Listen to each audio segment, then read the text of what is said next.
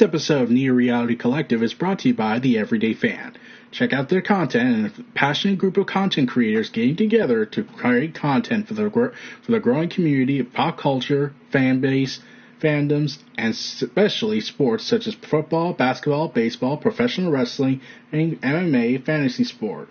Control your content and share your story around the world today. The Neo Reality Entertainment brand expands with a relaunch of the Neo Reality Collective Pop Culture News Talk.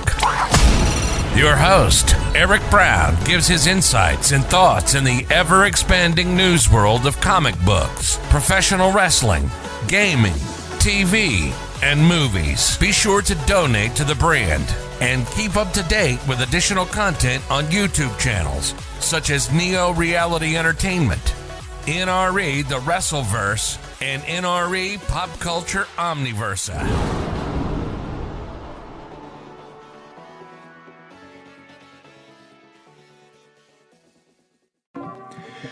We have reached the pinnacle, 75 episode milestone. We are finally here after so many extensive delays and so many crazy things going on in my personal life and battling depression again because my anxiety went off the rails. Oh god, that was a terrible time, and me trying to recover from all that. We are back once again, and we have made it to the 75th episode of NRC Volume 2, essentially. I'm pretty sure we're past over 100 at this point if we were to add in the continuity of the original show, but that's on my old YouTube Neo Reality Entertainment channel. So, yeah, a lot of stuff happened, and I had to catch up on a lot of stuff. I have stuff that happened during the week of September 14th, in the middle of September, but there was a lot of big news that happened that I wanted to cover. But, let's talk about one thing. Remember the Trench spinoff that was set to be happening, but then they canceled it, and then they revealed there was actually a Black Manta movie, which is like, why not just call it Black Manta instead of The Trench? Because no one actually, I don't think anyone really, like, okay, outside of comics, I don't really think you can make a show, make a movie interesting if you just have The Trench, if you're gonna have killer fishes, which is like done to death at this point. But had you went ahead and said it was a Black Manta movie, I think people would have been more approaching to the idea. But yeah, the original plan was to have a Black Manta movie, and yeah, they had a bunch of cool stuff they described, James Wan and all that, saying like they had certain ideas that made its way to the upcoming Aquaman The Lost Kingdom, aka the movie that is absolutely pointless and you should not waste your money on it, considering it will lead to ultimately nowhere, since they have announced already that we're not going to have the DCU respective actors return for any roles. Even Gal Gadot's not coming back for Wonder Woman. Jason Momoa is out as Aquaman, but might come back in as Lobo, according to negotiation reports. Yay. And at least Ezra Miller is finally gone, so we can rejoice on that. Okay, let me just... hold on. So James Gunn, more or less, is not listening to anything, and WBD is not even listening to this whole logical argument fallacy. Like, come on, David Zaslav, come on. You can stop this! Yeah, but like, it's just so annoying at this point for me that they keep making these big announcements right before big blockbuster movies that they're hoping to make a profit out of is being made, that basically says, oh, you shouldn't waste your money on this. Like, when they made the whole announcement of the DCU, and the reboot plans were leaked, and the soft reboot plans were leaked, and then Shazam! Fury of the Gods was pretty much destroyed from that. It didn't help that they also blamed it on The Rock, so that there was that drama. And it seems Zachary Levi does have beef with Dwayne Johnson, which, okay. And then the Flash movie that had extensive reboots, reshoots, and all that nonsense. And then Ezra Miller lost their collective mind. and thought that they were Jesus and the devil at the same time, because that makes so much fucking sense. Like, more or less becoming a political tool for the anti-LGBTQ politicians to try and go ahead and prove that, see, they are dangerous, even though Ezra Miller is just one person. So, yeah. And how now we don't know. Now all the DCEU actors are out except Jason Momoa. He looks like he's going to stick around as Lobo, which is not definitely going to confuse all the audiences who just saw him as Aquaman. So, yay. Yeah, so, yeah, they came out and said that, yes, Black Manta's solo movie they were originally going to do, which they should just say it was going to be the thing in the first place, that probably would draw more interest.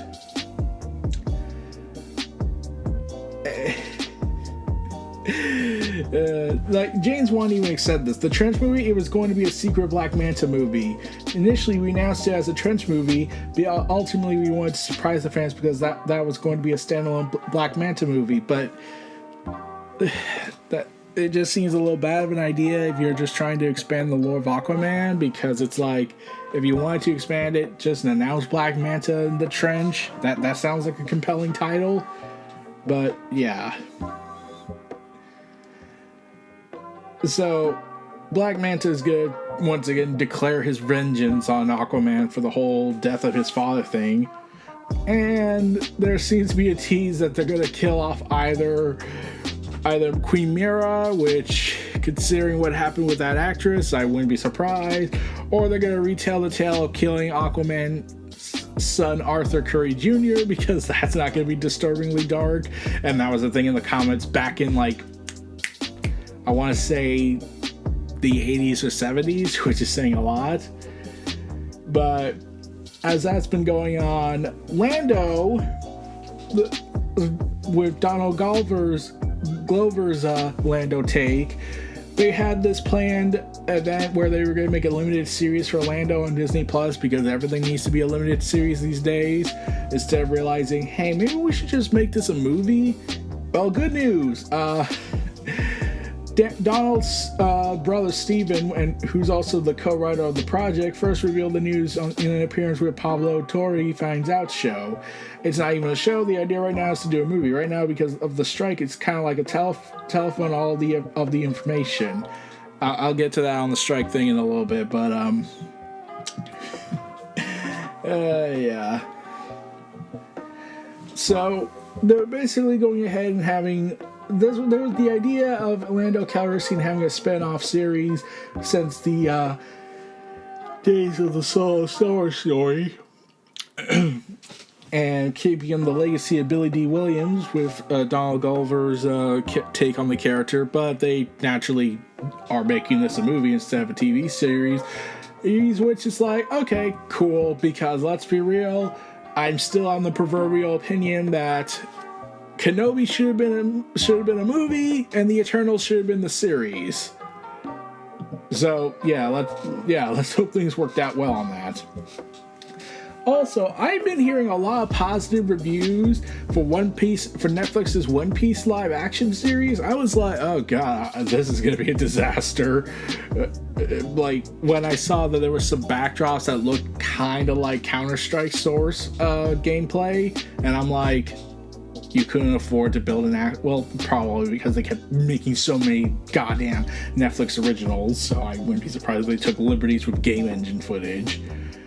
Only to reveal that it did actually pretty damn well, and it's even got a season 2 set to start. Yay! They'll be shown at a later date. The first season comprised of 8 episodes between 50 to 60 minutes each. So, a lot of people have, and some people have said that it will be a challenge to adapt Chopper, and with the co-showrunner Steven Meda admitting in this interview with IGN that yes, adapting Chopper will be a challenge and all that. And I'm curious as to know how they'll do that, because that's going to be a big strain on the budget probably for CGFX. So they say it's probably a year or so away. Some Where between a year to 18 months, so about a year and a half, probably at best. Take of that for what you will. And it could be ready to air, especially with all the strikes that were going on at the time. I have not watched One Piece. I have just stopped watching One Piece as a whole because it was just like, oh my god. Because of how massive the anime got. Like, the manga is still going to this day, and there's over 1,000 episodes worth of One Piece content on anime side, and I'm just like, oh god damn it. Like, and that's not even counting all the movies, OVAs, special episodes. It's just, oh god. This is all insane. And besides the OVAs, almost everything is canon, so I'm basically more or less in a predicament here. I think I stopped at around a little over 300 episodes. It's been so long, and this is when I had a lot of energy in me to keep watching it. But then I just lost interest in it because it was like, oh god, how long is this gonna keep going? And when I found out how long it was going, I was like, oh, I'm not doing this. Goodbye. Oh man. Meanwhile, Final Fantasy VII Rebirth, the sequel to Final Fantasy VII Remake, which is also the inadvertent secret sequel to Final Fantasy VII, the original, which has a prequel of Final Fantasy Crisis Core and Reunion. Yes, time travel is confusing. Square Enix reveals Final Fantasy VII Rebirth will feature over 100 hours worth of content, and reveals how it will end, how Part 2 will end. Spoilers! And director Tetsuya Noromu went ahead and said that many elements were carefully selected for this title and incorporate feedback from the 2020's Final Fantasy VII Remake and potential changes from the original game. Shocking. And they go ahead and also talk about where Final Fantasy VII Rebirth will end at, and yeah. So Kate, Sith, and Vincent will be showing up, and also provide hints whether the party will expand, but it seems like they're hinting that Vincent and Kate are going to be in that same role Red 13 was in Final Fantasy VII Remake, where they're there, but they're not able to be controlled, and they will become official party members after Rebirth. My god. So it's going to be a long one. Meanwhile, Marvel's Werewolf by Night will be re-released for the upcoming Halloween event on October 20th in color. Yep. Came out as black and white last year, and then they said, well, we're going to present it in vibrant color. It says Werewolf by Night was originally a homage to the classic Universal monster films that originally came out in the 30s and 40s. So, I have not watched it. I don't even know. I'm curious. Is this canon to the Marvel Universe? To the MCU? I know there's this comic stuff, but like, is this canon in the sense that the MCU will have story elements from that? I still don't know, honestly. I'm still confused.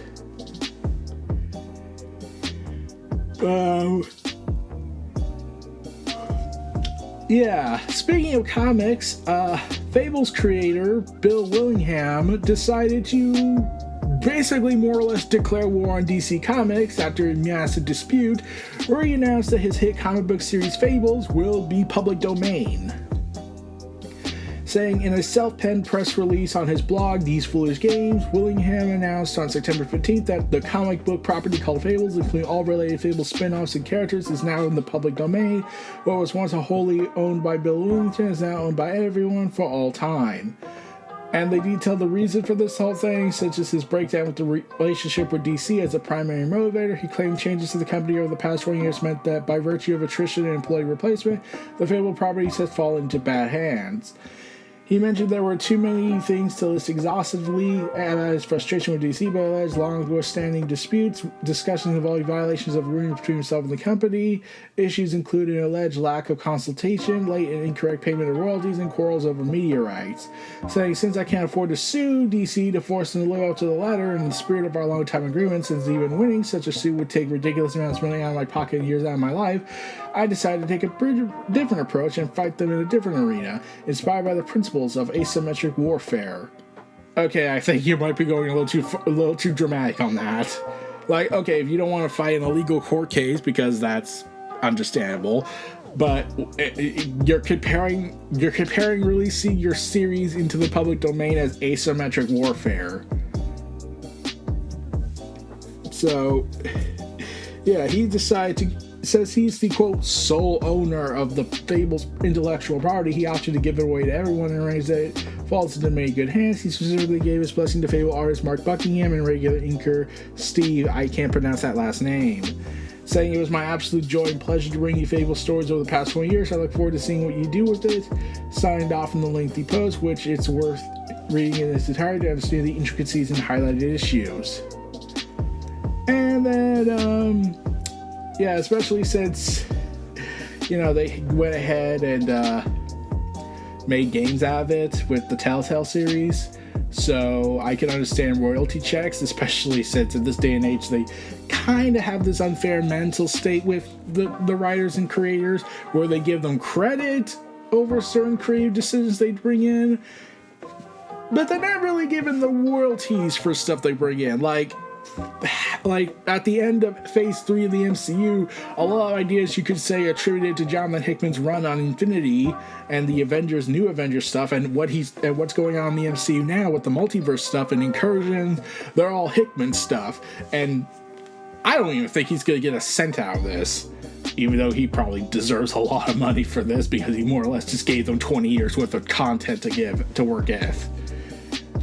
And if they bring in the Krakoan era of X-Men into the MCU, then we'll definitely have to make more. Then they'll definitely have to pay more royalties. However, despite the creator's claims and saying he deserves all the rights, DC has insisted Fable's series is not in the public domain, and that DC will take any action deemed necessary against the infringement of the property as DC retains ownership over the beloved fantasy series and its characters.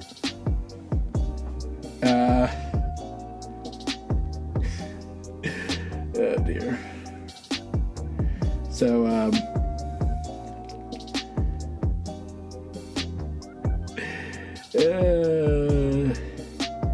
yeah. Get ready for probable legal insanity. Also, in a little tidbit of news, Final Fantasy VII Rebirth's exclusivity to PS5 is for at least 3 months. Yay. Meanwhile, Ubisoft Montreal is having over a turmoil situation amid what developers are calling broken promises. No! Ubisoft being unethical? My God. So, yeah, there's this whole thing about how the developers and 4,000 employees at Ubisoft Montreal returned to office in Montreal's Milan for the first time in 3 years, and no one seems happy about it. And they said that Ubisoft leadership said that they were given promises they were breaking, and yeah, here's the thing. Considering what's been going on with Ubisoft over the last few years coming out, I think this is kind of the least of management's worries, besides wanting to get them all arrested for horrible abusive practices, such as assault. And I'm not going into detail about that. Meanwhile, Keanu Reeves, because he is insane, revealed that he wanted John Wick to be definitively killed off at the end of John Wick Chapter 4.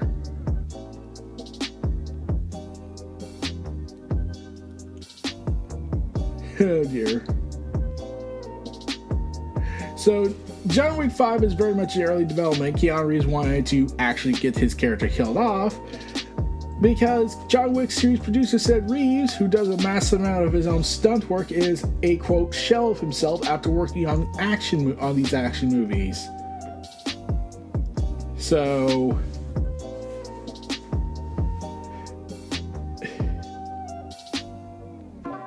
yeah. Saying, he said this: after the second, third, and fourth movie, making these films is so exhausting and it destroys Keanu physically and emotionally. By the end, he's always like, I can't do this again. And we agree with him. The guy is just a shell of himself because he just goes off and goes for it. He was like, I want to be definitively killed off at the end of this movie. And he confirmed, however, they didn't totally heed to their stars' wishes, adding, we were like, we'll leave a 10% little opening. But, yeah, and there's still wiggle room about the fact that he could still be dead or alive, but it's just like, yeah, there was originally another ending where, yeah, it was going to be very clear he was alive, but with John Wick 5, it's going to be like, okay, he has to be alive, you can't really give the 10% now, because now it's like, okay, if he's dead, then we can't be doing John Wick 5 without, John freaking Wick. So, good luck with that. Meanwhile, Disney announced back in September that they plan to pour $60 billion into parks for the next decade. Considering their war with Ron DeSantis has been going absolutely nowhere, and the fact that they once again are trying to piss every single person off and consumers and fans off, yeah, we're kind of in a no-win situation here. Meanwhile, Starfield, the game that was infamous for a very particular moment in our fandom's history, because of course this was a thing. Fucking pronouns! Yes, that. And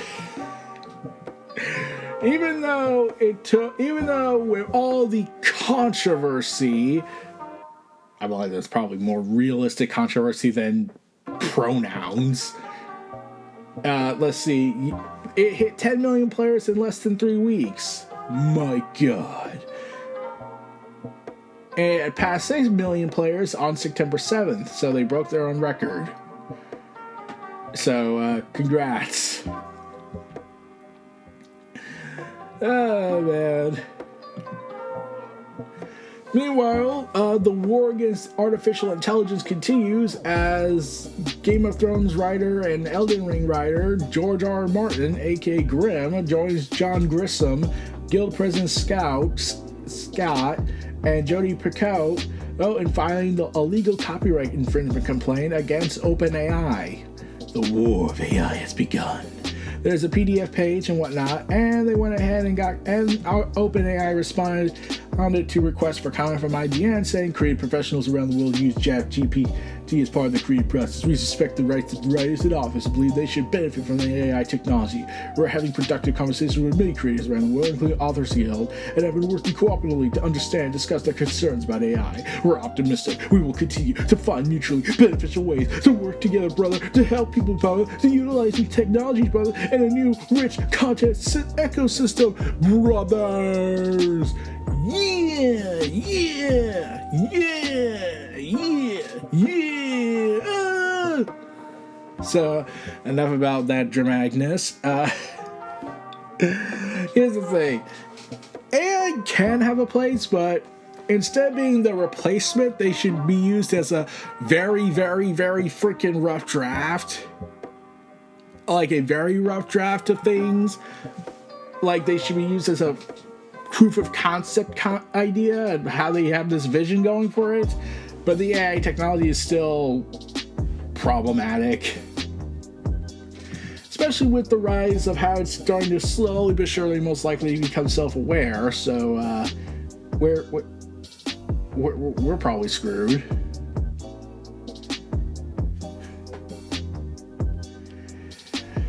But yeah, moving on from that.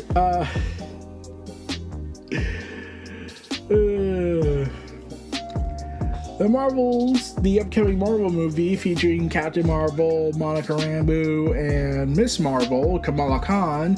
Forbes reports that per financial documents from Disney, the company spent $274.8 million on the Marvels, also banking a hefty $55 million subsidiary from the UK government, bringing its total spent to $219 million.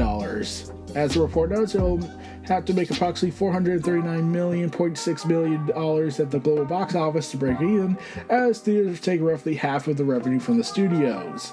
My God. Like, there was rumors that the original budget was $130 million, sounding pretty low for a Marvel movie, and the numbers have since been deleted from the profile, so yeah, according to Vanity Fair. And some people say it could be possible it was $130 million for production and the rest went into marketing because, of course.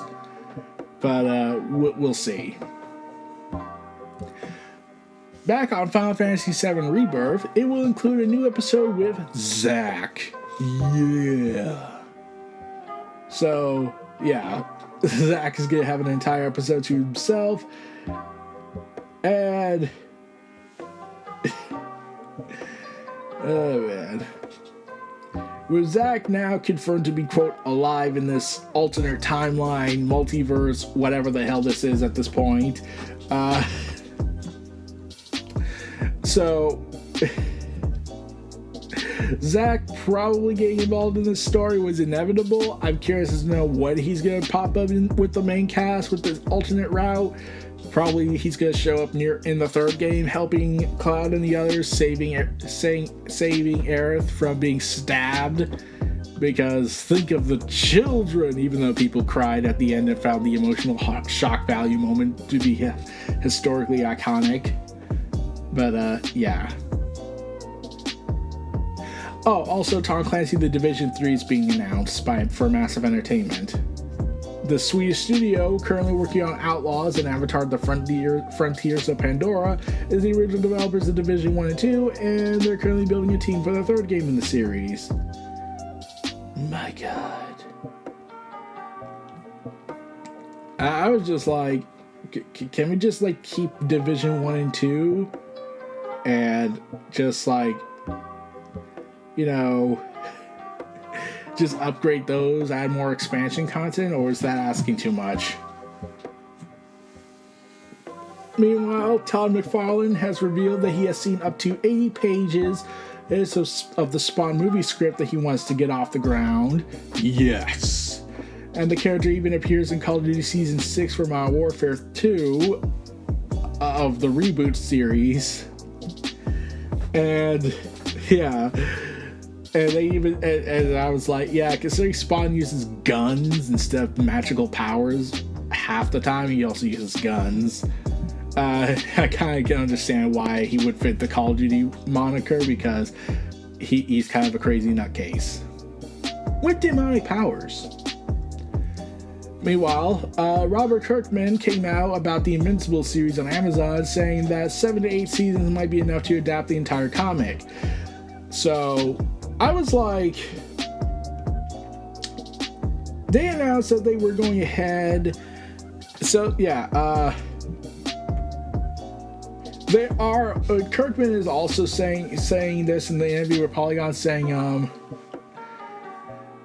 he says they're not trying to pin down a number, calling it a moving target. And Invincible's first season largely covered the events of the comic up through around issue 13, but it also includes smaller moments and elements from points much further into the comic. Saying, I think the 7 to 8 season range seems like it would be enough, but that could be some things we would move through a little faster, some things we expand. It's fortunate enough to go for a good long time. I think that would be enough to cover the entire comic. I'm pretty sure they're gonna get cringe at the scene where Invincible is assaulted in some ways. Yeah, I don't think anyone's ready to see that one. Let's hope they change that idea. So anyways, if we're fortunate to go for a good long time, I think that would be enough to cover the entire comic. And there are some things along the way that didn't get into the comic that I like to do. I think it'd be cool to have some episodes here and there that are completely original. So that's part of the plan moving forward. And yeah, some elements of the comic were changed, moved around, or expanded upon to benefit the TV side of everything. And there is a season 2 and 3 already in production, and season 2 is set to release soon. So props to you on that. Meanwhile, WBD announced that they had planned to expand Warner Bros. Studios to a DC studio to make it the primary hub for the DC Studios production in Southeast England, which will expand to 10 new sound stages with an additional 400,000 square feet of production support space that will apparently grow the production capacity more than 50%, going from 19 to 29 sound stages and bumping the overall production to 1.14 million square feet to 1.78 million square feet. Construction is expected to begin in the second quarter of 2024 and be complete in 2027, and it will serve as the primary hub of DC Studios, which is also where House of the Dragons is shot. So let's just hope the DC universe doesn't collide with dragons anytime soon. Give it a few years. Meanwhile, Microsoft Activision buyout looks to be set to close in October after UK finally approved of the deal. Yay! Can we end this drama now? Though, of course, the FTC is now trying to get a second opinion on this, and that's not helping matters. So, along with that, Quantic Dream. Oh dear. Like, I like Detroit Become Human, but this was before I heard what the horror stories were that were going on there. Star Wars Eclipse, it has been pretty much on the no-show list for some time, and it doesn't help that Star Wars: The Old Republic remake for Knights of the Old Republic 1 was more or less looking like it was canceled, though Sony said they lost the rights to the music, which is just like, what? So Quantic Dreams had to commence saying development of the game is simmering and saying, can I say it still exists? Because it exists, it's just not ready. It's simmering. Yeah, and their last game was 2018 Detroit Become Human. They're kind of in this slow state thing where it's like, dear, because of the toxic workplace allegations since 2018, and with this whole stuff, there's just been no update overall, and I don't think we're going to be like getting anything big anytime soon from them, especially since they're struggling to hire more workers. Meanwhile, Valve had to come out and say they don't expect a Steam Deck 2 for at least a couple more years. Let's see, they said the next iteration of the Steam Deck could be released as early as late 2025, explaining that Valve wants the next iteration of the handheld to be both a great leap in performance while ensuring battery life won't be a significant issue. So it's important to us that the deck offers a fixed performance target for developers, and that the message to consumers is simple, where every deck can play the same games. As such, changing the performance levels is not something we are taking lightly, and we only want to do so when there's a significant enough increase to be had. We also don't want more performance to come at the significant cost of power efficiency and battery life. So, take a look at that what you will, and if they add Windows software, then that's going to help make the transition more easier. Also, there is a new mod for Starfield where you can now seamlessly space travel without actually having like more like No Man's Sky than it is for the whole light speed thing. A mod called Slower Than Light allows Starfield players on PC to control the speed gear of their ship using hotkeys. The maximum speed is the equivalent of 100 of times the speed of light, allowing players to travel between planets without fast travel, and more importantly, no and low times. My God, if it was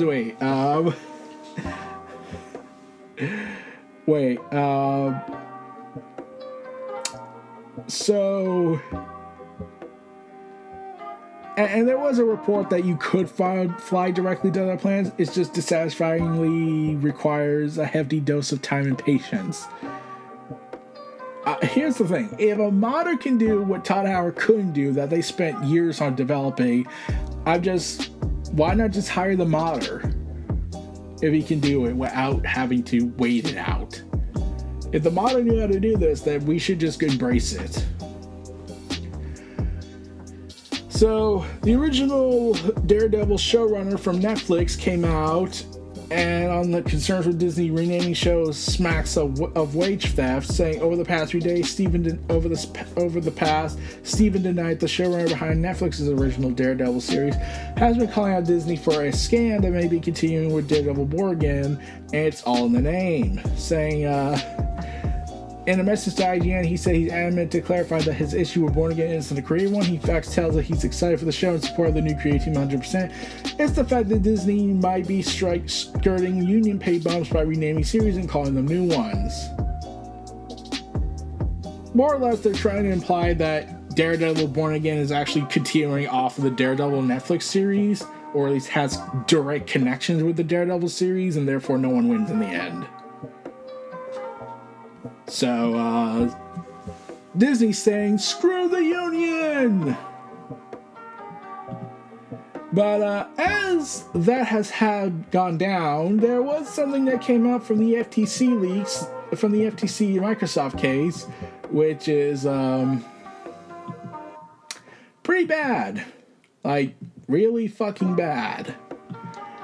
There was a massive leak of emails and documents that came out and more or less confirming the next probable 10 or so years of Microsoft and the Xbox platform. 1, Elder Scrolls 6 won't come out on PS5. Yeah, I kind of saw that coming. I think a lot of people saw that coming.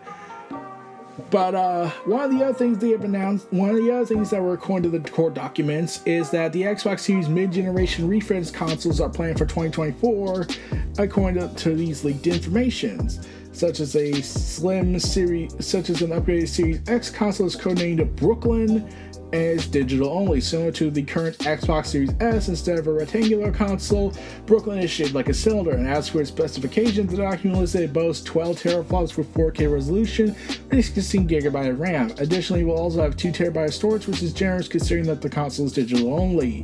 However, still problematic. And they're planning to somehow simultaneously announce this whole big up. The Xbox Series S will also look like to be receiving a mid-gen refresh too. It's codenamed Elwood and offers 10GB of RAM. According to leaked documents, they're planning on announcing these things in the summer of 2024, which could indicate it could be the Summer Game Fest reveal. And though the release dates for both are set for Elwood is set for 2024 of August, and the other one at the end, and Brooklyn at the end of 2024 of October. But will launch at the same price as the current counterparts of the Series X and S. So, yeah. And apparently Microsoft's reasoning for the 2-month release gap between the consoles is that Elwood would have its own moment in the shine before Brooklyn takes over the holiday time frame. My God. Not only that, Oblivion is set for a remaster, apparently. Fallout 3 is set for a remaster. According to the financial years, according to leaked documents and everything, we get Oblivion remastered, Indiana Jones game, let's see, Elder Scrolls 6, Fallout 3 remastered, Project Crystal, an expansion, Ghostwire Tokyo sequel, Dishonored 3, between 2022's financial year to all the way to the financial year 2024. There's kind of a big deal. Also, can we get Fallout New Vegas remaster or Fallout New Vegas 2 from Obsidian? I'm like, you own the guys. Also, there's also another document that leaked out saying that Microsoft leak reveals plans for a 2028 next-gen cloud hybrid Xbox console. What? And apparently there's rumors that this might be digital only.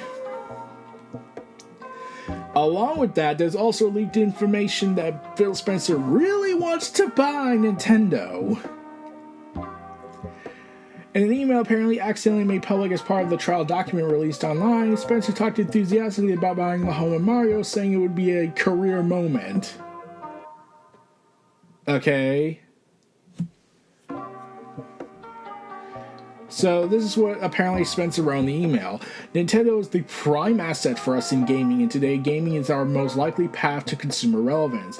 I've had numerous conversations with the LT of Nintendo about tighter collaboration, and feel like if any US company would have a chance with Nintendo, we are probably the best position. However, Spencer outlined a number of blocks on the merger, including the fact Nintendo seemed uninterested in selling up, Nintendo sitting in a big pile of cash, and Spencer said he was apparently happy with his current position. As a result, Spencer said he couldn't see an angle on a buyout in the short term. I don't think a hostile action would be a good move, so we are playing the long game. God damn it. At some point, getting Nintendo would be a career moment. I honestly believe a good move for both companies. It's just taking a long time for Nintendo to see that the future exists off of their own hardware. A long time. So, kind of an ego boost.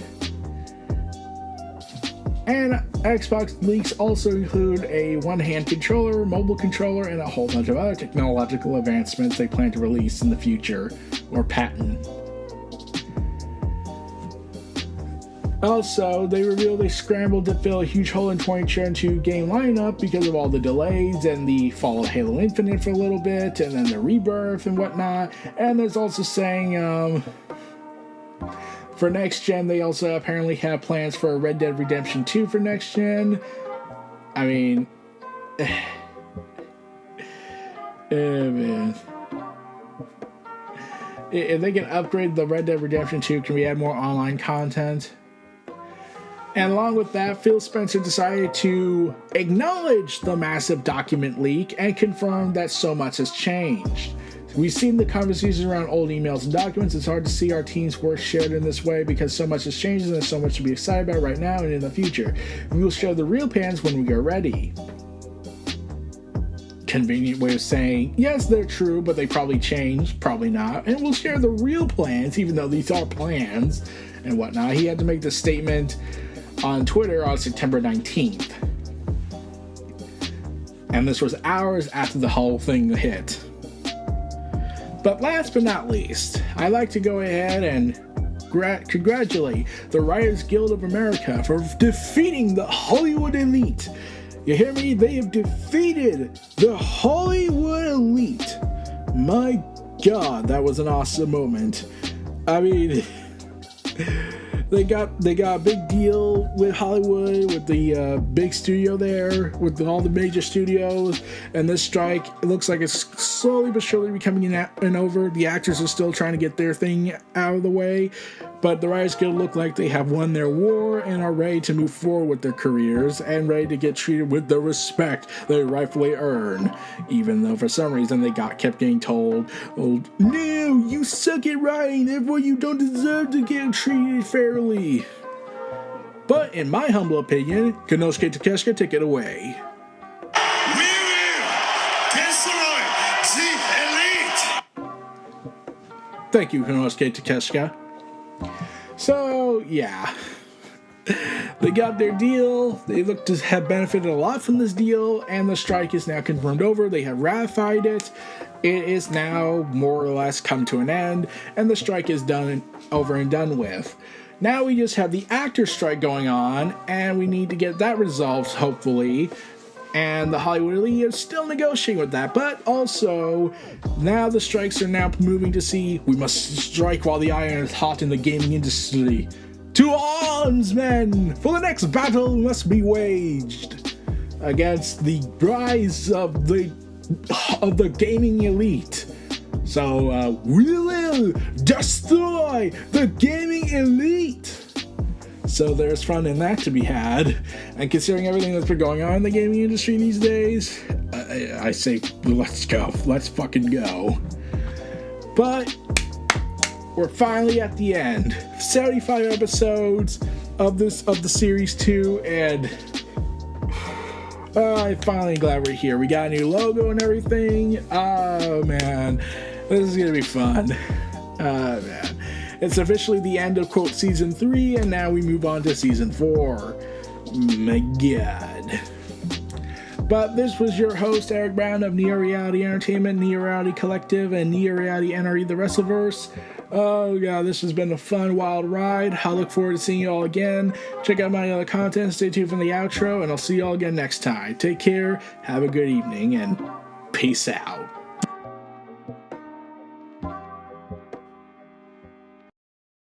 Be sure to donate to the brand and keep up to date with additional content on YouTube channels such as Neo Reality Entertainment, NRE The Wrestleverse, and NRE Pop Culture Omniverse.